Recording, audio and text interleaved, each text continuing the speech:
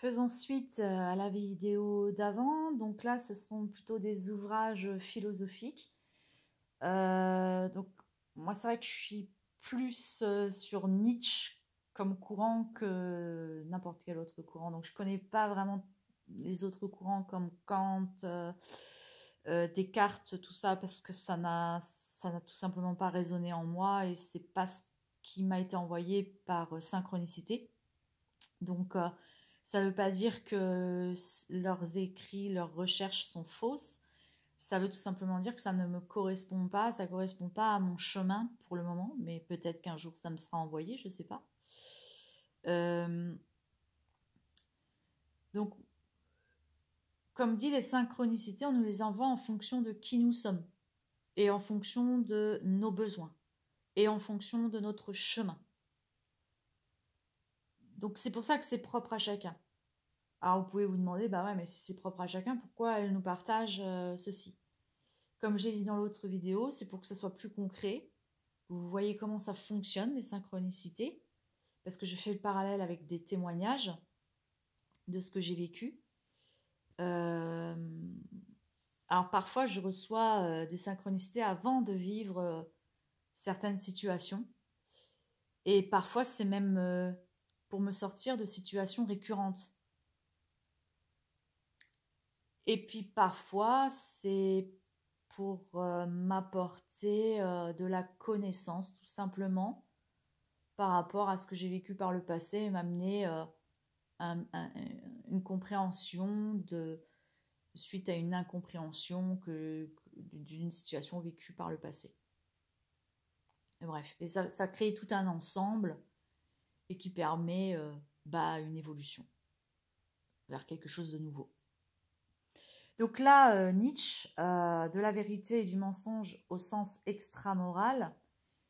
Donc moi, forcément, je vais vous en parler en fonction de ce que j'ai compris de ce livre-là. Mais si vous le connaissez, que vous l'avez déjà lu, vous avez peut-être pu le comprendre différemment de moi. Et dans cette vidéo-là, je vais expliquer pourquoi, même si on lit un même ouvrage, on va l'interpréter différemment.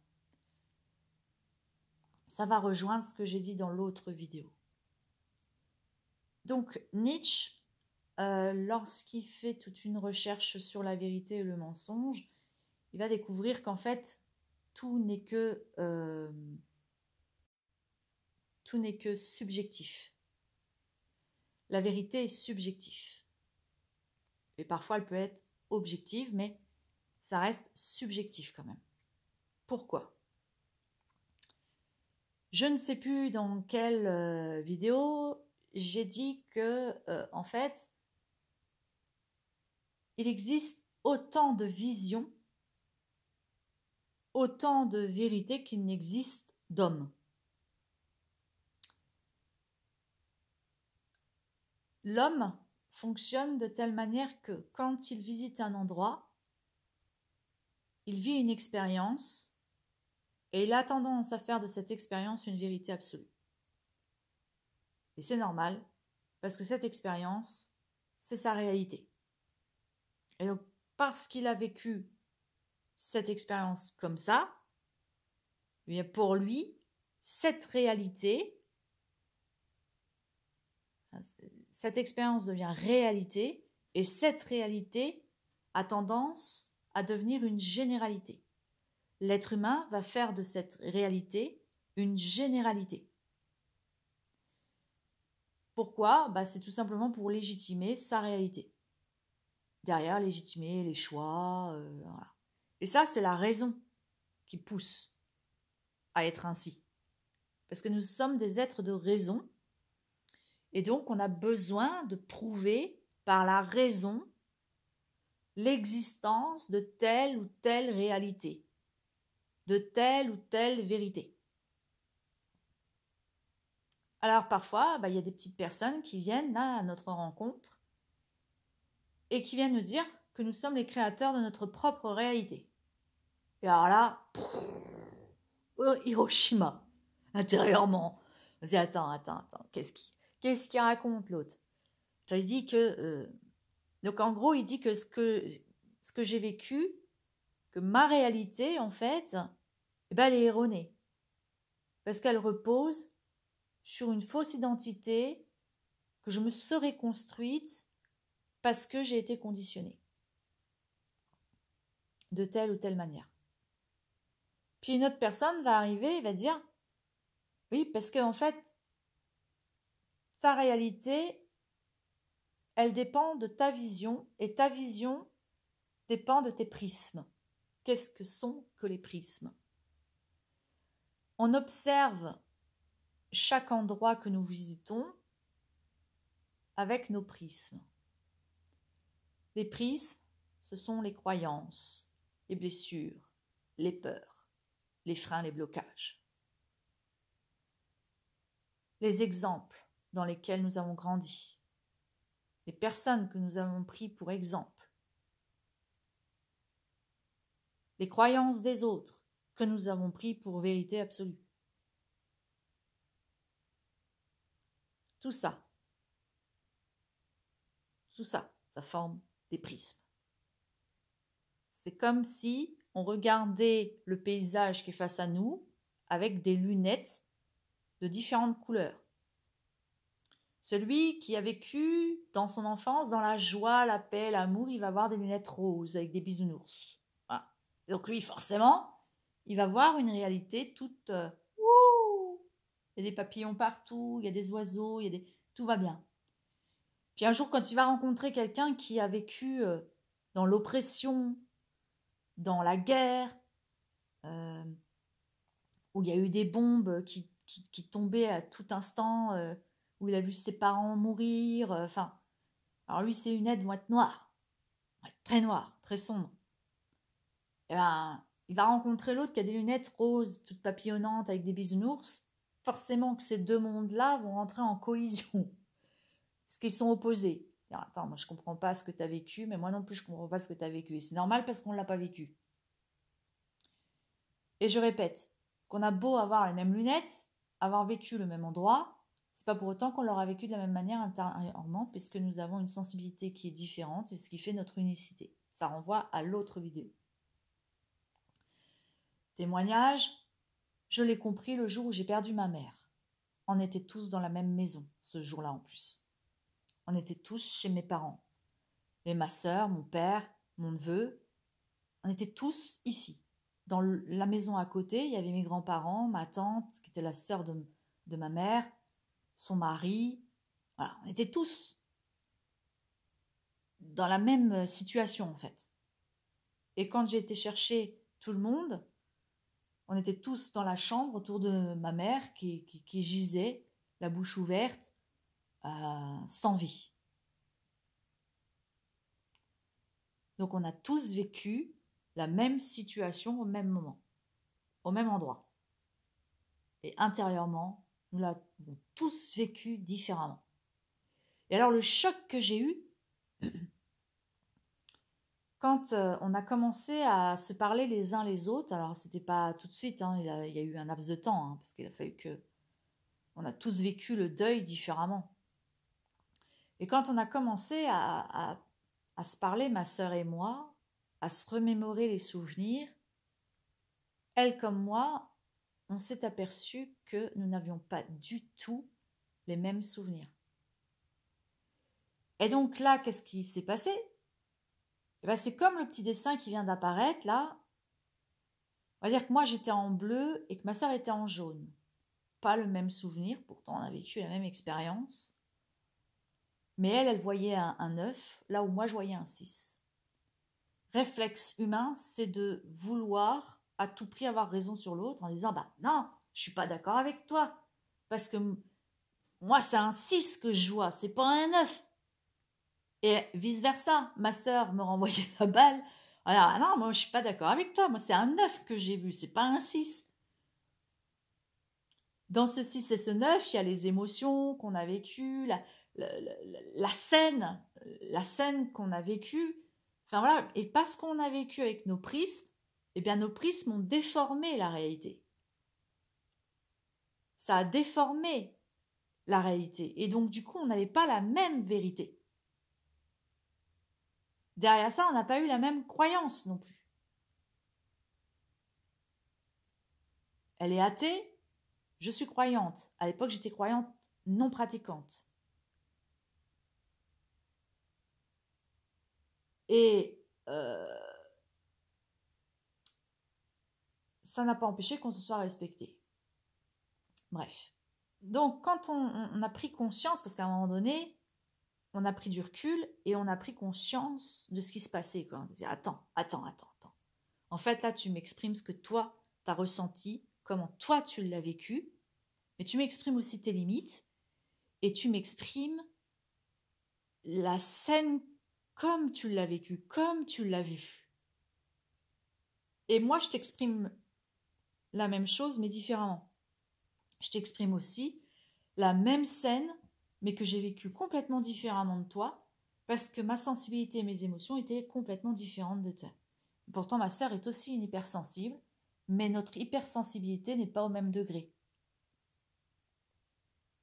Alors là, c'était une mine d'informations époustouflante pour moi. J'étais là, oh, j'avais comme été une enfant qui venait de faire une découverte, quoi. Je dis, oh, bah, ça c'est fort. Et après, on a été plus loin. On s'est rappelé des souvenirs de notre enfance, et même chose. Et moi, je me rappelle, ça m'avait choquée. Je me dis, mais putain, on a grandi ensemble. On a grandi ensemble, on a vécu les mêmes expériences pendant qu'on vivait chez nos parents. Mais non, tout a été vécu différemment, en fait. Par exemple, moi, j'ai été humiliée et rejetée par la famille paternelle, donc les frères et sœurs et cousins, cousines du côté de mon père. Ma sœur, elle a été la chouchoute de cette famille-là pendant un temps, mais elle a vécu la même chose que moi, mais du côté de la famille de ma mère. C'est-à-dire que pour ma grand-mère, mon grand-père et ma tante, côté maternel, ma sœur était la pestiférée, quoi. Et pareil, elle a été humiliée, elle a été rabaissée, enfin voilà.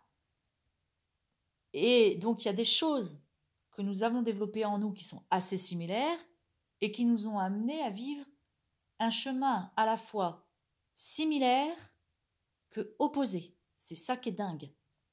C'est un paradoxe. On peut être à la fois similaire et opposé.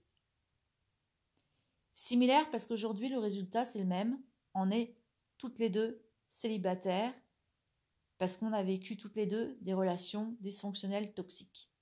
Parce que toutes les deux on a la même problématique avec notre père. Parce que toutes les deux nous avons souffert d'un père tyrannique, autoritaire, et qui ne savait pas faire autrement que gueuler, qui a été très distant, qui nous a jamais montré son amour, son affection, et donc ça a creusé un déficit affectif en nous, et nous avons recherché l'affection de notre père au travers des relations professionnelles, mais aussi au travers des relations sentimentales. En cela, nous sommes similaires. Qu'est-ce qui est différent et opposé ? C'est parfois notre vision des choses sur la situation, et c'est que le chemin n'a pas été complètement pareil. Elle s'est attirée des personnes opposées par rapport à celles que moi j'ai attirées. Et pourtant, on a le même résultat. Hein. Relation dysfonctionnelle, toxique. Moi, j'ai eu beaucoup de pervers narcissiques et de manipulateurs. Elle, non. Vous voyez ? C'est pas... Voilà. Donc, c'est pourquoi il n'y a pas de généralité à faire, en fait. Il faudrait personnaliser en enquêtant sur l'autre et sur soi-même.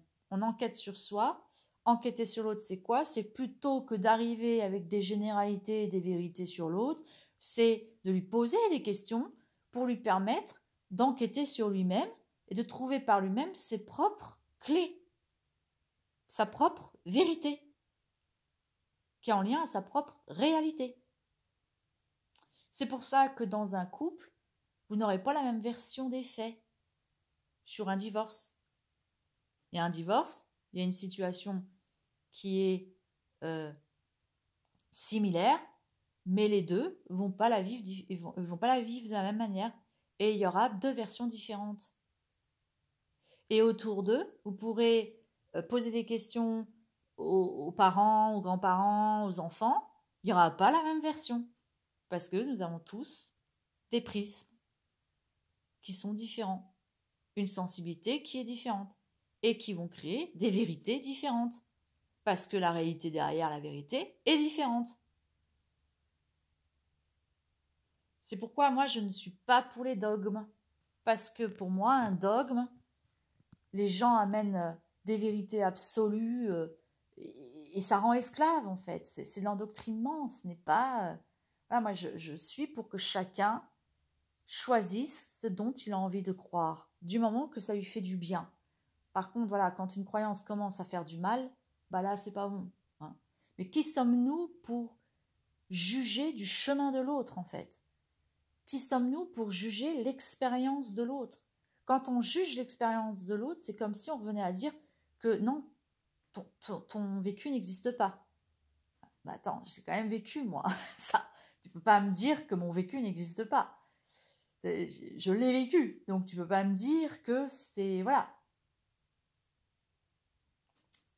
Donc voilà, c'est de faire attention et parfois on communique notre réalité comme une vérité absolue parce que bah, on ne sait pas faire autrement. On a été conditionné comme ça de toute façon. Moi, c'est mon cas. Des fois, et je l'ai déjà dit dans des vidéos et je le répète, je m'excuse par avance si parfois je vous amène certaines découvertes que j'ai faites comme une vérité absolue. Je travaille là-dessus avec la CNV, mais je galère à le mettre en pratique. Je n'arrive pas encore à la mettre en pratique, cette CNV, parce que c'est tout un travail intérieur. Donc, résultat, eh bien, c'est que oui, il existe autant de vérités que de gens. Et du coup, bah, on peut le voir comme des diverses planètes, en fait. Il faut voir un être humain comme une planète. Alors, parfois, on peut être dans une planète qui a l'air similaire à la nôtre, où il va y avoir voilà, des similitudes, mais il ne faut pas oublier que nous sommes uniques en notre genre. On est unique en soi. Et donc, l'écoute, c'est là que j'en viens à l'écoute. C'est quoi l'écoute? Eh bien, c'est de poser des questions sur l'autre pour voir, pour découvrir sa planète. Voilà, pour découvrir sa planète. C'est quoi ta planète et comment tu vis dans ta planète, en fait. En gros, c'est ça. Et par exemple, quand on dit bonjour, ça va, on est conditionné à dire bonjour, ça va. Alors qu'on devrait plutôt dire bah, comment tu te sens aujourd'hui et quel est ton besoin. Parce que, en fait, nous sommes des êtres de besoin. Nous avons des besoins. Nous ne pouvons pas vivre sans besoin. On a besoin d'eau et on a besoin de nourriture sur le plan matériel. Et sur le plan spirituel, on a aussi besoin de nourriture. Si on se nourrit que de matière, on va créer un déséquilibre. Et donc, on va devenir des personnes très terre à terre. Et plus on va être trop terre à terre, plus on va être que des gens de raison. Et on risque de perdre de vue le cœur et donc d'être des personnes froides, distantes, amères, sans vie. Et donc, le spirituel, c'est ce qui nourrit le cœur, l'âme. Et donc, même chose, si on nourrit trop le cœur, la spiritualité, au détriment de la matière, ah voilà, ça va être l'inverse. On va être un gourou qui va planer à 15 000, quoi. Hein. Il va être perché, le mec. Hein. Et il va vouloir se dématérialiser aussi. Et c'est pas bon non plus. Parce que là, la personne va faire de l'être humain quelque chose d'autre qu'un être humain. C'est un rejet de l'humanité. C'est un rejet de l'être humain. Et il y a à faire attention à ça parce que derrière le rejet de l'humanité, c'est le rejet de soi-même, c'est le rejet de sa propre humanité, c'est le rejet de sa propre incarnation, c'est le rejet des hommes en fait. C'est quand on déteste le comportement humain, le négatif du comportement humain, c'est le mal en fait. Et on rejette le mal. Et il y a tout un intérêt à rejeter le mal en fait. Ça, c'est bien de le rejeter le mal. Mais derrière, c'est de rester amour et de se dire, ok, quel est le comportement amour dans cette situation? Et c'est pour ça que je renvoie à chaque fois à Jésus. Parce que Jésus nous a montré le comportement qu'on devait avoir.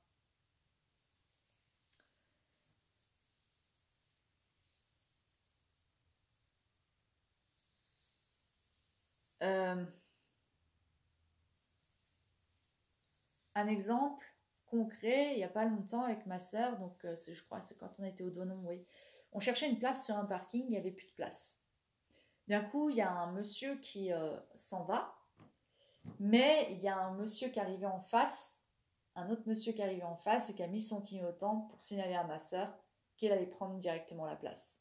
Ma sœur, elle a eu le choix entre prendre la place à la place de l'autre malgré que l'autre avait signifié qu'il la prendrait avec son clignotant, ou de rester propre et de dire c'est pas grave, je vais en avoir une autre. Et elle a fait le choix de se dire c'est pas grave, j'en aurai une autre, et qui sera peut-être même bien meilleure que celle que la personne était en train de libérer.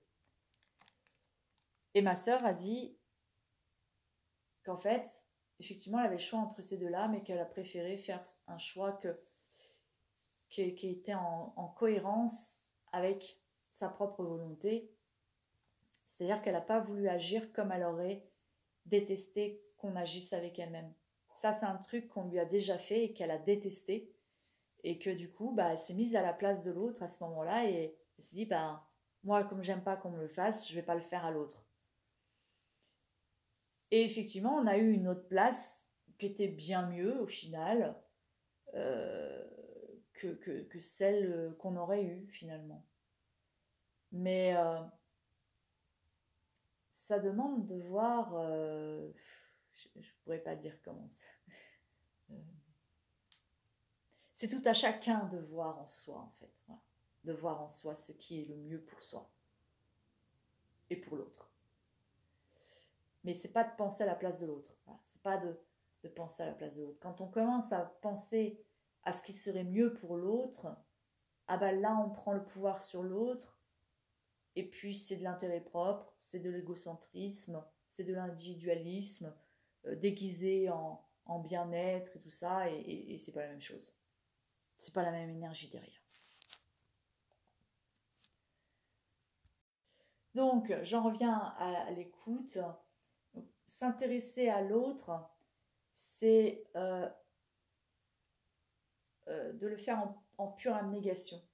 Quand on permet à l'autre, en lui posant des questions, de trouver par lui-même ses propres réponses en lien à sa propre réalité et donc en lien à sa propre vérité, en lien à sa propre réalité, on lui permet de chercher sa vérité à l'intérieur de lui, eh bien on le responsabilise et on le sort de la victimisation. Et lui, il a le choix de faire ça ou de ne pas faire ça. Il a le choix de prendre sa responsabilité, de se sortir de la victimisation, ou alors il a le choix d'y rester. Mais nous, là, on reste observateur. Plutôt que d'assaillir l'autre de plein de conseils qui, au final, il n'écoutera pas. Parce qu'il n'écoutera que son propre aveuglement, en fait, son propre... restera dans la victimisation, c'est qu'il n'est pas prêt, en fait. Et on peut se dire, oui, mais si on a planté une graine, elle germera à un moment donné. Mais pareil, qui sommes-nous pour faire ça? C'est Dieu qui plante les graines. Donc, oui, on est des instruments de Dieu, mais quand c'est comme ça, c'est par synchronicité qui nous envoie vers une personne, ce qu'on va appeler le hasard. On peut reconnaître les synchronicités par le hasard, par exemple. Quand vous dites, ça c'est du hasard, c'est du pur hasard. Non, c'est une synchronicité. Donc là, ça veut dire que vous êtes l'instrument de Dieu pour justement, voilà, il se sert de vous à ce moment-là parce que vous avez choisi d'être à son service. Et donc parce que vous avez choisi d'être à son service, vous l'avez laissé entrer en vous. Et donc du coup, vous allez devenir son instrument pour planter des graines. Voilà. Mais c'est à discerner du diable qui là, lui, va s'infiltrer en vous par le biais de vos blessures, non pas pour créer, mais pour détruire. Et il peut le faire en se faisant passer pour amour. C'est le New Age, l'ésotérisme. Voilà. Et donc j'en viens au dernier bouquin qui m'a été envoyé, c'est Par-delà le bien et le mal de Nietzsche, que moi-même je n'ai pas encore lu, voilà, parce que on m'a tellement envoyé d'ouvrages à lire que je peine à suivre le mouvement hein, quand même. Donc voilà. Euh, donc je ne sais pas ce que je vais découvrir en lisant ce bouquin. Si vous l'avez lu, vous pouvez me mettre en commentaire ce que vous avez appris de ce bouquin. Mais moi, je ne l'ai encore pas lu. Voilà. Sur ce, je vous laisse et je vous dis à très bientôt pour une nouvelle vidéo.